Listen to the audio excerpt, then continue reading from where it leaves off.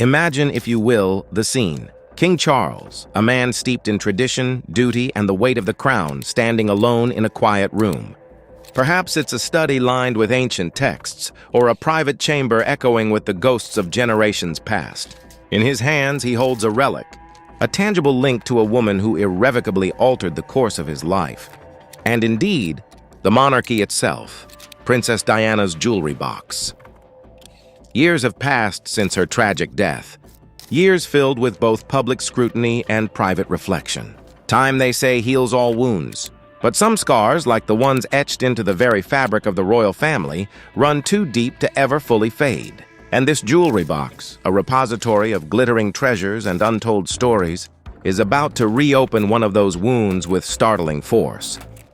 It's said that Charles, driven by a sense of closure, or perhaps a need to understand a relationship that was often shrouded in misunderstanding, decided to revisit Diana's personal effects. The jewelry box, carefully preserved, remained untouched for years. Each piece inside a shimmering reminder of a life lived in the relentless glare of the public eye.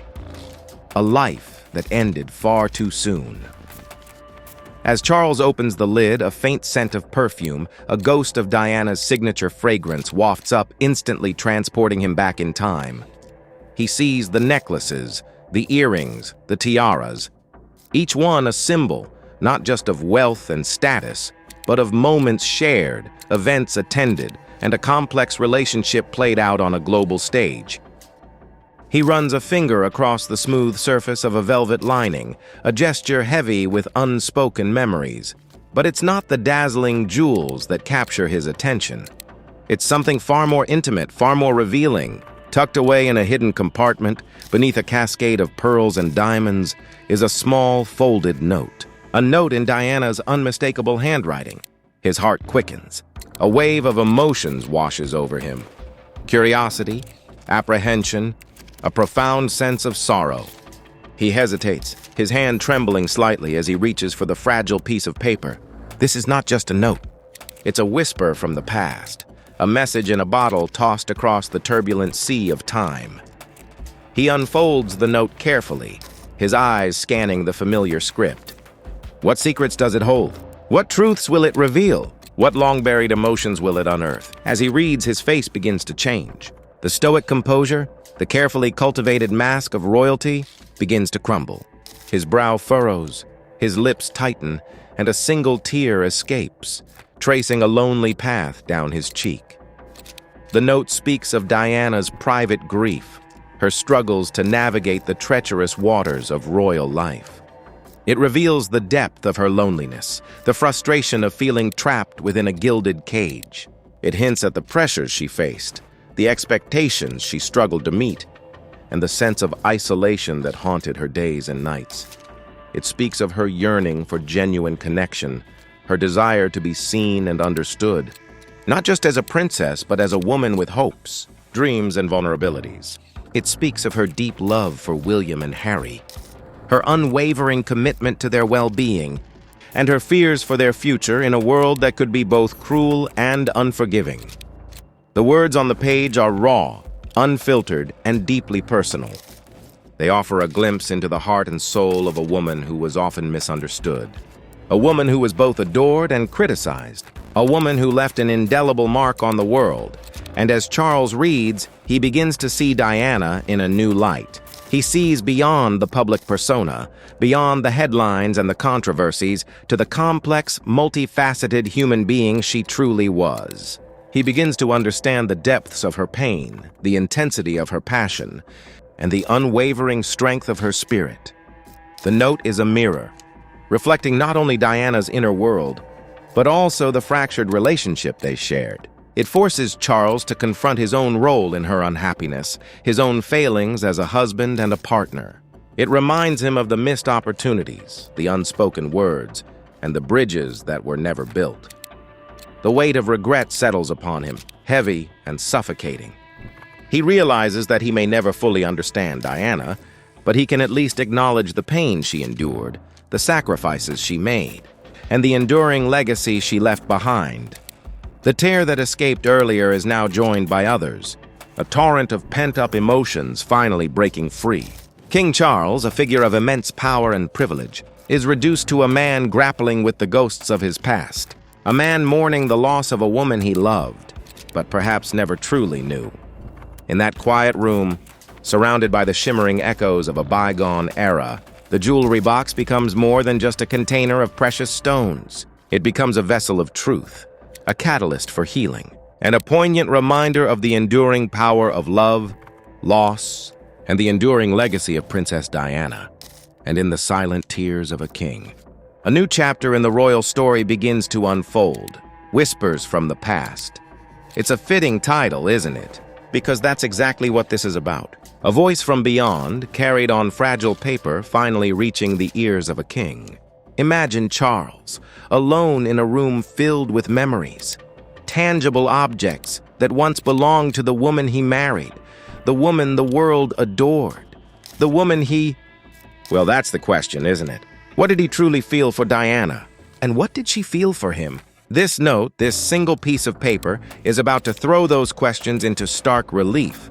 The note itself, descriptions vary, of course. Some say it was meticulously folded, sealed with a crest. Others say it was hastily scribbled on a scrap of paper, tucked away in a velvet-lined compartment, almost as an afterthought. But regardless of its physical appearance, the impact was undeniable. The first words, some speculate, were a simple greeting. A dearest Charles, perhaps, or a more formal address. But the tone quickly shifts. This isn't a love letter. This isn't a declaration of affection. This is something far more complex, far more raw. Diana lays bare her struggles within the marriage. The loneliness, the isolation. Remember, she was thrust into this world at a young age, barely out of her teens. She was expected to navigate ancient traditions, stifling protocols, and the constant glare of the media. And all the while, she was desperately seeking connection, seeking love. But what she found, according to the note, was a coldness, a distance. She writes about feeling like an outsider, never truly accepted by the inner circle of the royal family. The subtle digs, the whispered criticisms, the constant pressure to conform. Imagine the weight of that expectation, bearing down on a young woman who simply wanted to be herself. And then there's the third person in the marriage, Camilla Parker Bowles. The note doesn't shy away from the pain, the humiliation, the sense of betrayal. It speaks of feeling like an inadequate substitute, forever in the shadow of another woman. Diana knew, the world knew, that Charles carried a torch for Camilla. And that knowledge, that constant awareness, chipped away at her sense of self-worth, fueling her insecurities. But the note isn't just about her struggles. It's also about her fears. Fears for the future of her sons, William and Harry. She worries about the pressures they will face, the expectations that will be placed upon them. She longs for them to experience a childhood filled with love, with joy, with freedom. Things she felt were often absent in her own life. She expresses a deep concern about the institution itself, the rigid traditions, the lack of empathy, the disconnect from the realities of everyday life. She fears that the monarchy is losing touch with the people, that it's becoming increasingly irrelevant in a rapidly changing world. And perhaps most poignantly, she writes about her hopes for William and Harry. She wants them to be different. She wants them to be compassionate, understanding, and grounded. She wants them to use their position to make a positive difference in the world. She wants them to be true to themselves, even if it means challenging the status quo. This is where the note truly cuts deep. Because as Charles reads these words, he's not just hearing Diana's voice from the past. He's also seeing the present, the reality of his sons' lives. He's seeing the fractured relationship between William and Harry, the distance that has grown between them in recent years, and he has to wonder, does this rift stem, in part, from the very issues Diana raised in her note? The pressures of royal life, the expectations of duty, the struggle to reconcile tradition with individuality. Were her fears realized? Did the very institution she hoped to reform ultimately contribute to the divide between her sons? Contribute to the divide between her sons. The note forces Charles to confront his own role in all of this. Did he truly understand Diana's struggles? Did he do enough to support her, to protect her, to love her? Did he prioritize duty over compassion, tradition over empathy? He has to grapple with the fact that Diana, even in her absence, continues to exert a powerful influence on the monarchy, on her sons, on the world. Her words, her actions, her legacy, they all serve as a constant reminder of what could have been, of what should have been. This note, this whisper from the past, isn't just a glimpse into Diana's private thoughts. It's a mirror reflecting Charles's own actions, his own choices. It's a challenge to his understanding of their relationship, of the monarchy, of himself. And as he sits there, alone with these words, he can't help but feel a profound sense of regret. Regret for the missed opportunities, the unspoken words, the love that never fully blossomed. Regret for the pain he inflicted, knowingly or unknowingly, on the woman who was once his wife, the mother of his children, the Princess of Wales. The weight of that regret, the weight of those unspoken words, finally breaks through. And in that solitary moment, King Charles weeps. Not for himself, perhaps, but for Diana, for her lost potential, for her enduring legacy, for the fractured family she left behind. And perhaps, just perhaps, for the love that could have been.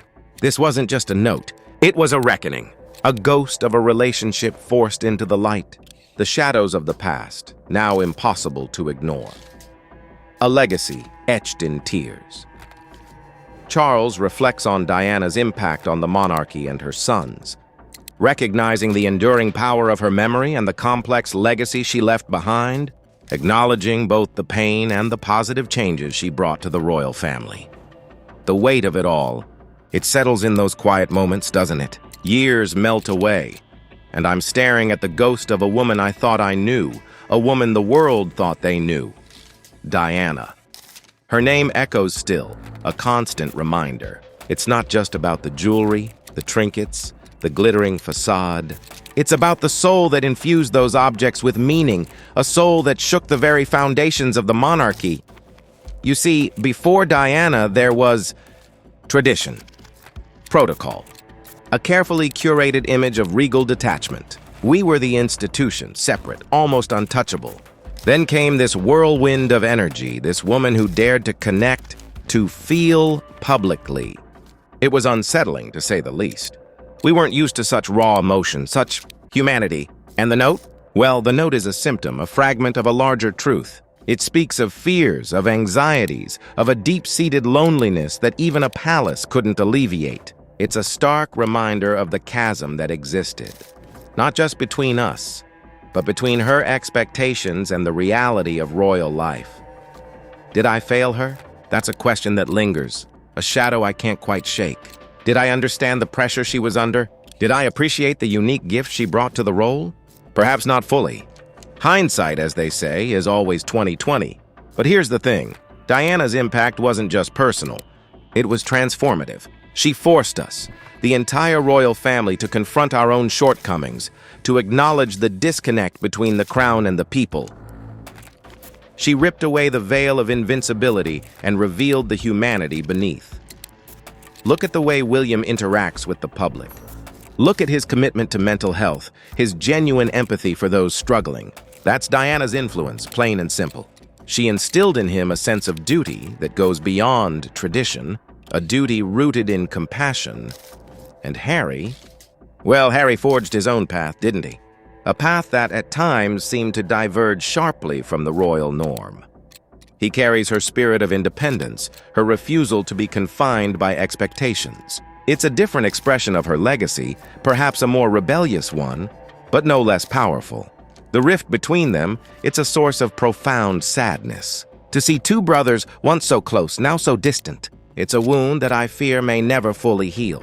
And in some ways, it's a reflection of the internal conflicts that plagued Diana herself.